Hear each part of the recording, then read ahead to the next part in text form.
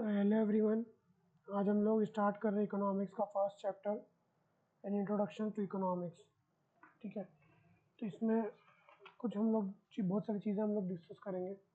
तो intro discuss करेंगे mainly हम तो इकोनॉमिक्स का, किस तरीके से चीज़ें होती है, क्या होता है, थोड़ा बहुत बेसिक कॉन्सेप्ट देखेंगे। ठीक है,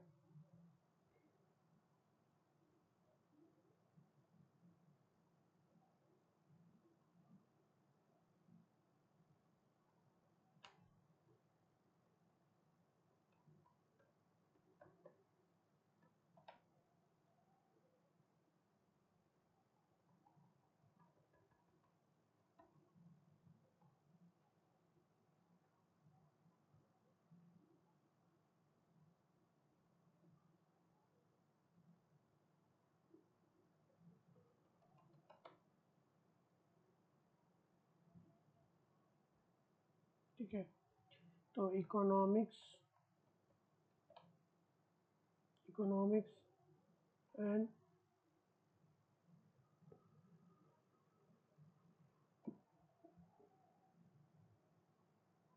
and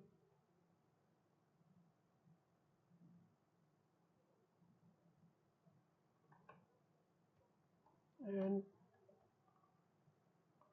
introduction.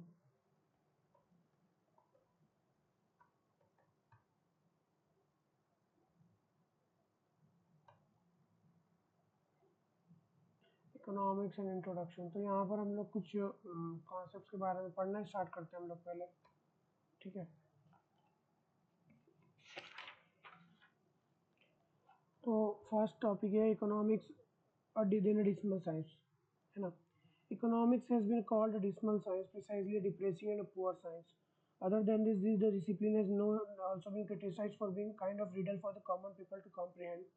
It has also been called a failed science, more so after its failure to predict the mortgage crisis of 2008. Still, nobody can deny the invaluable role economy played by the economics in making the world a better place. तो economics को हम लोग dismal science word use कर रहा है। Dismal science क्यों बोल रहा है यहाँ पर? इकोनॉमिक्स को बोल रहा है कि डिसमल साइंस है। डिसमल साइंस क्यों बोल रहा है? क्योंकि अगर हम लोग डिसमल वर्ड का मीनिंग सर्च करें, ठीक है, डिसमल वर्ड का मीनिंग क्या होता है? डिसमल वर्ड का मीनिंग होता है ना, अत्यंत निराशजनक, उदास, या फिर मतलब ऐसी चीज़ जो हम निराशा देती है, या फिर हम लोगों को जैसा रिजल्ट हम लोग चाहते हैं वैसा रिजल्ट वो नहीं दे पाती, इसलिए हम लोग इकोनॉमिक्स को क्या बोलते हैं? डिसमल साइंस बोलते हैं। ठीक है, तो अब डिसमल साइंस क्यों बोलता है? क्योंकि इकोनॉमिक्स हमेशा हर चीज़ फिक्स प्रेडिक्ट नहीं कर सकता। जैसे अगर आपने थोड़ा बहुत आपको साइंस वगैरह का नॉलेज है, तो आपने फिजिक्स पढ़ा, बायोलॉजी पढ़ा, तो वहाँ पर हर चीज़ कुछ फिक्स है। मान लो न्यूटन ने कोई लॉ दे दिया, तो वो लॉ फिक्स्ड रहेगा कि वो लॉ फिक्स्ड है।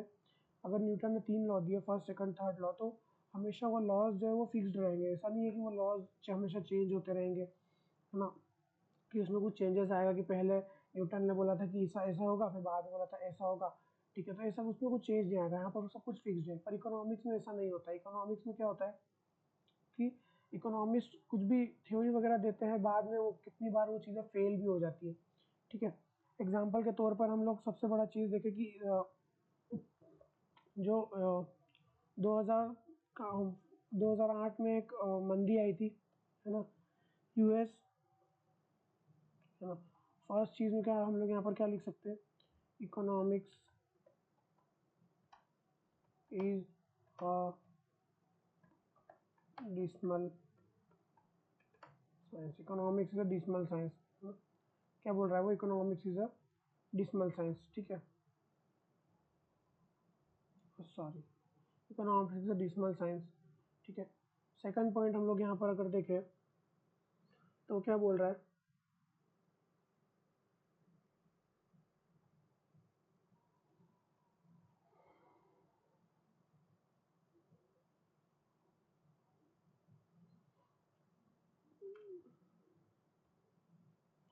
सेकंड चीज़ हम लोग यहाँ पर अगर देखें तो क्या बोल रहा है?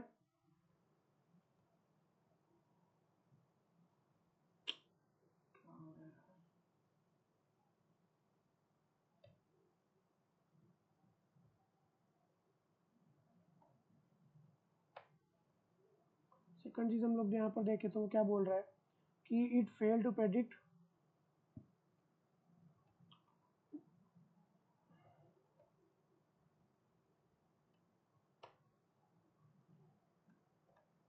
it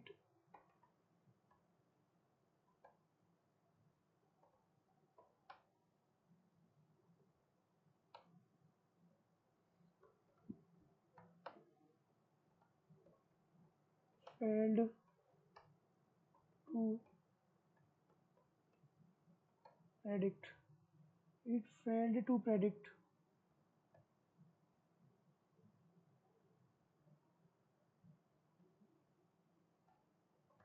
US subprime क्राइसिस, है ना। तो क्या बोल रहा है कि इकोनॉमिक्स का ब्रांच 2000 कब आया था क्राइसिस? 2008 में। कब आया था ये क्राइसिस? 2008 में, ठीक है। 2008 में आप में से बहुत सारे लोगों को मालूम होगा कि 2008 में मंदी आई थी इंडिया में, ठीक है। एक इंडिया में नहीं, पूरे वर्ल्ड में एक मंदी आई थी, ठीक है।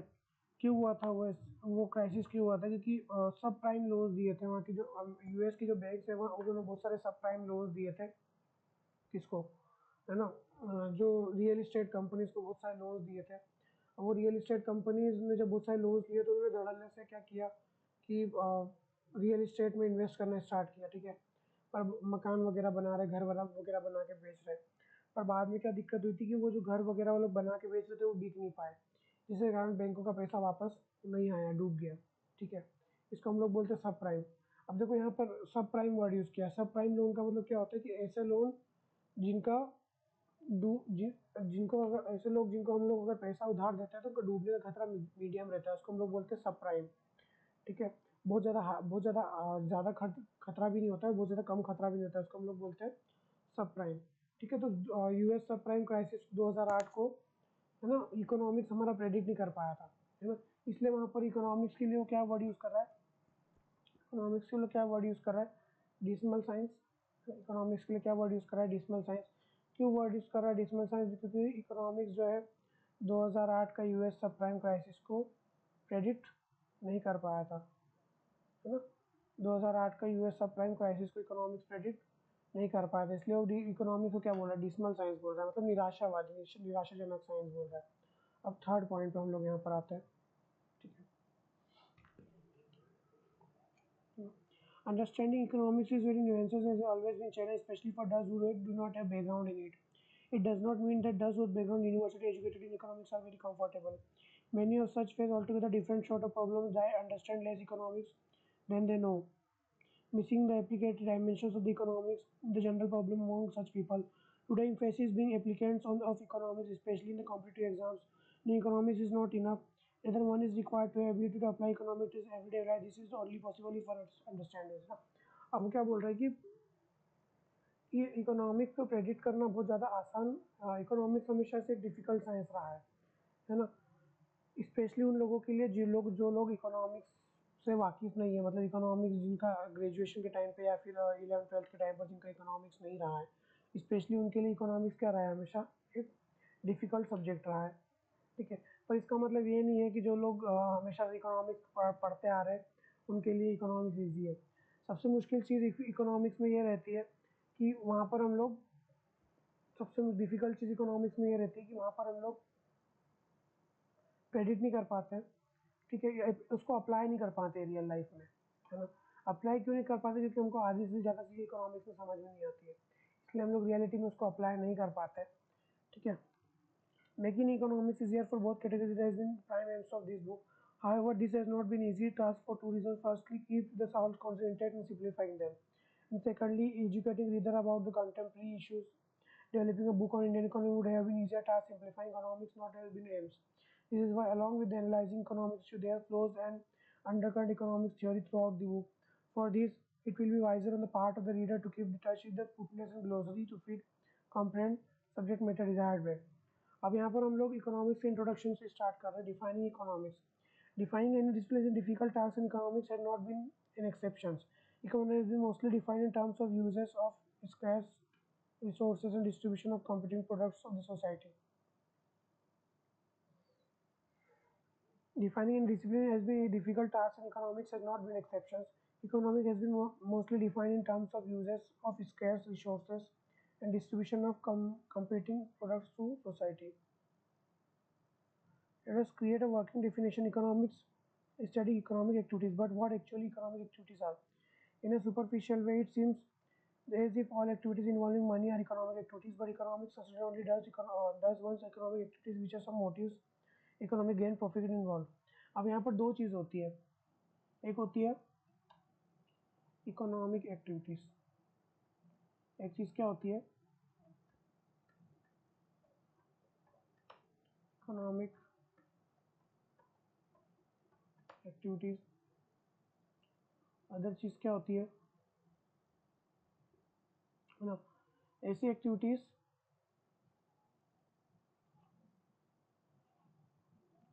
which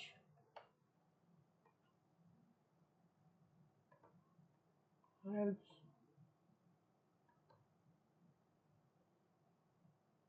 a person to earn money.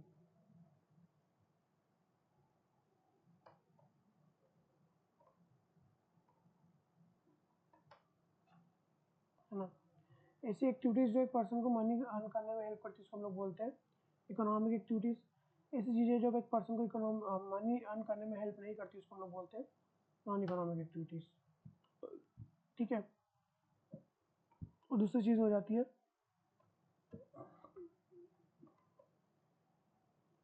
Non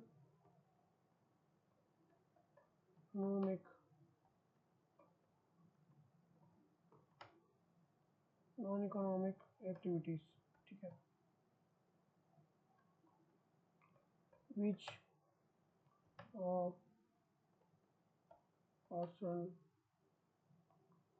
does only for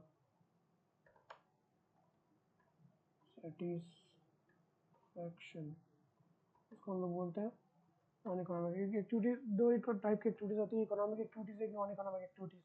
economic activities वो एक्टिविटीज होती है जो एक पर्सन को मनी अर्न करने में हेल्प करती है ना। अब मनी के लिए जो भी काम कर रहे हो इकोनॉमिक एक्टिविटीज के अंदर में आ जाएगा। मनी के लिए आप क्या काम कर सकते हो, मनी के लिए आप जॉब कर सकते हो, बिजनेस कर सकते हो, कुछ भी अगर आप काम कर रहे हो तो मनी के लिए। नॉन इकोनॉमिक एक्टिविटीज किसको हम लोग बोलते हैं, जो काम आप पैसा कमाने के लिए नहीं कर सकते, जो काम आप किसके लिए कर रहे हो, है ना। इसमें यहाँ पर मैं कीवर्ड अंडरलाइन करते हैं ऑन मनी, उसको हम लोग बोलते हैं इकोनॉमिक एक्टिविटीज़।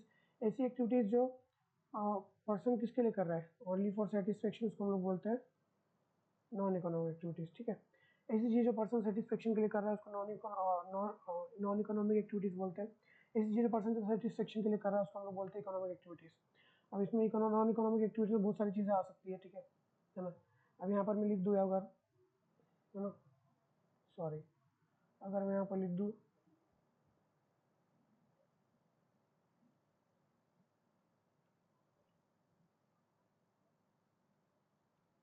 जॉब, बिजनेस, ठीक है, एक्सेट्रा, ऐसा भी कोई भी काम जो आप पैसे कमाने के लिए कर रहे हो वो इकोनॉमिक एक्टिविटी है ना। ठीक है, नॉन इकोनॉमिक एक्टिविटीज़ में क्या क्या आ जाता है, हम लोग बोल सकते हैं यहाँ पर social work, social work,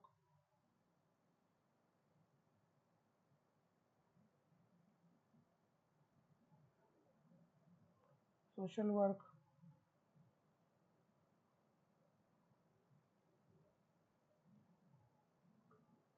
spiritual things, etcetera, है ना। सोशल वर्क हो गया, किसी की आपने हेल्प कर दी, स्पिरिचुअल थिंग्स वगैरह जो भी आप करते हो नॉन इकोनॉमिक एक्टिविटीज़ में आ जाता है। ठीक है,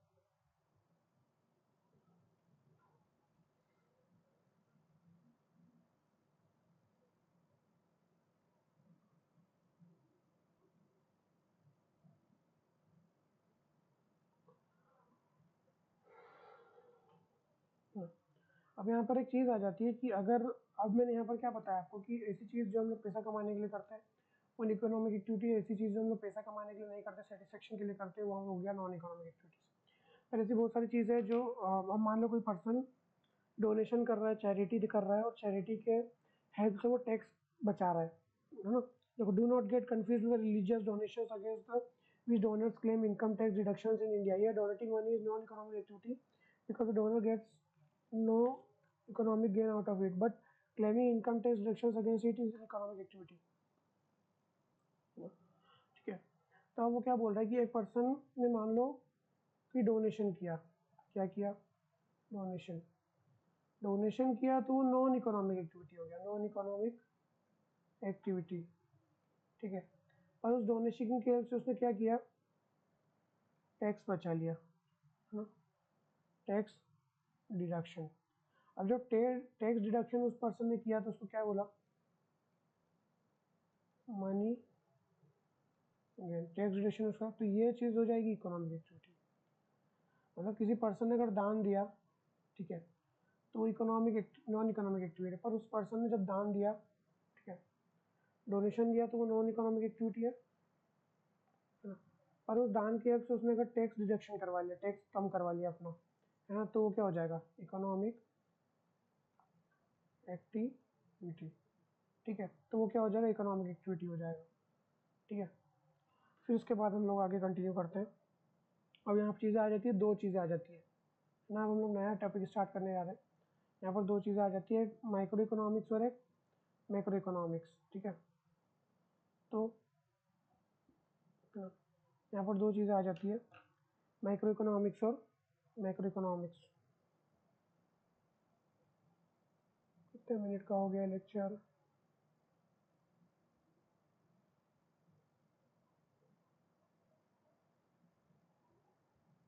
17 मिनट का, ठीक है। अब यहाँ पर दो चीज़ें हम लोग स्टार्ट करने जा रहे हैं।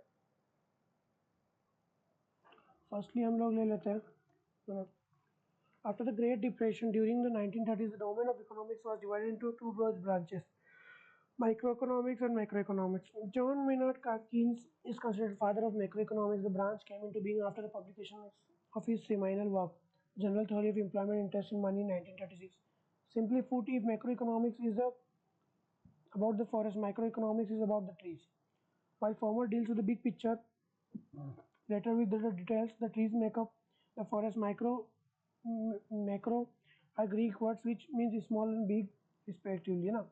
तो नाम से ही पता चल रहा है मैक्रो वर्ड का मीनिंग क्या हो जाता है। ठीक है, नाम से पता चल रहा है मैक्रो वर्ड का मीनिंग क्या हो जाता है,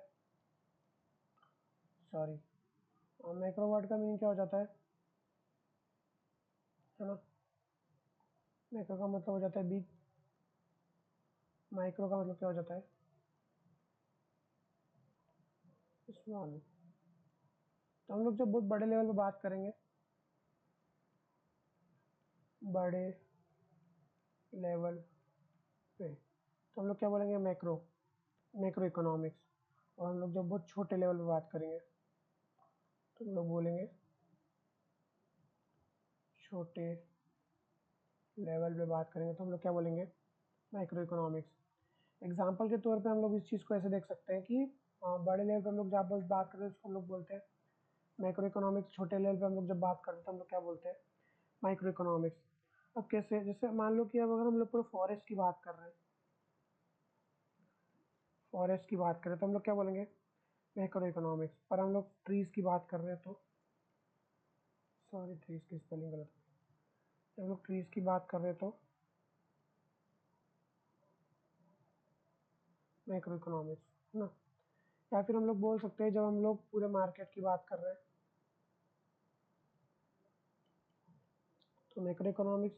हम लोग जब कंज्यूमर पर फोकस कर रहे हैं तो क्या हो जाएगा, है ना, कंज्यूमर बिहेवियर की बात करेंगे तो हम लोग क्या बोलेंगे, माइक्रो इकोनॉमिक्स। ठीक है, अब देखो यहाँ पर आगे कंटिन्यू करते हैं।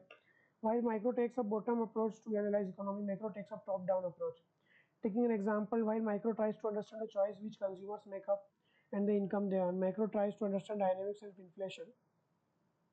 Understand the choice which consumers make up and income they earn. Macro tries to understand dynamics of inflation growth. Two, they appear to be different. They are actually interdependent and complementary. There are many overlapping issues between them. For example, a rise in inflation will cause a rise in cost of raw materials, leading to rise in price which consumers will pay, है ना।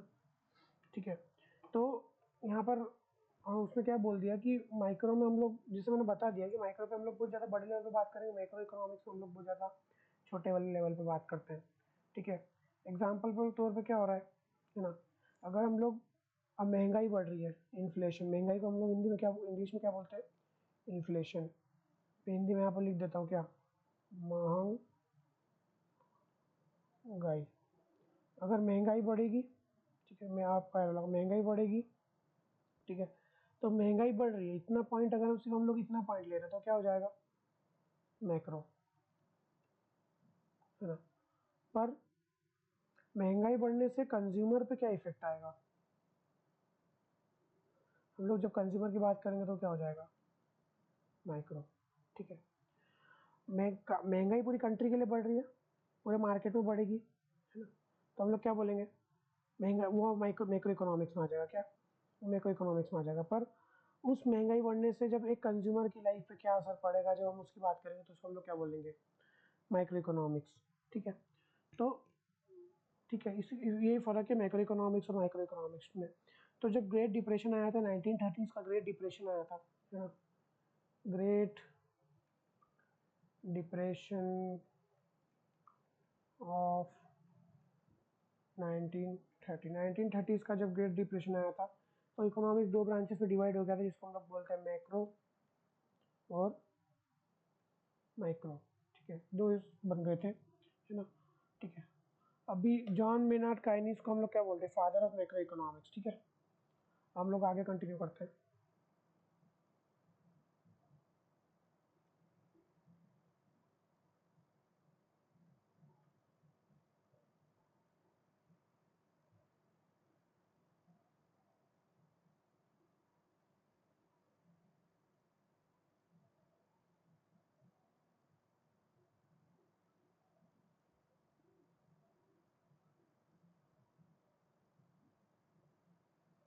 है ना, ठीक है, तो हम लोग आगे कंटिन्यू करते हैं।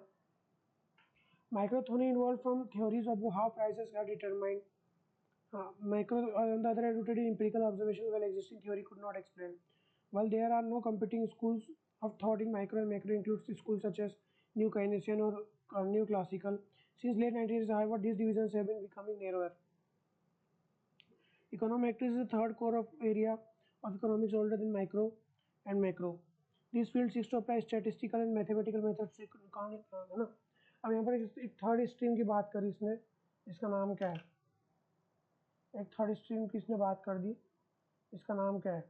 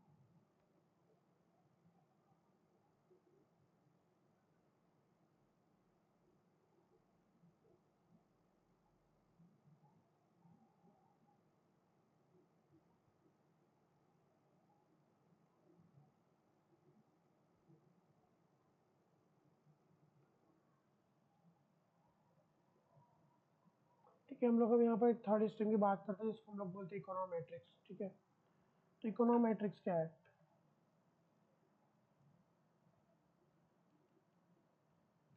Econometrics,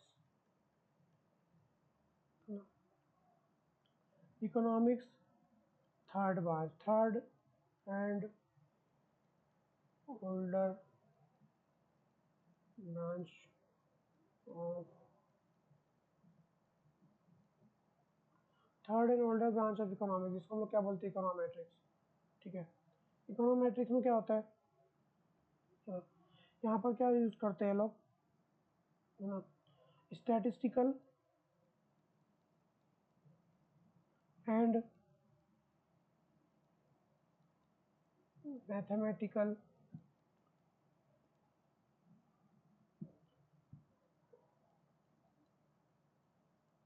methods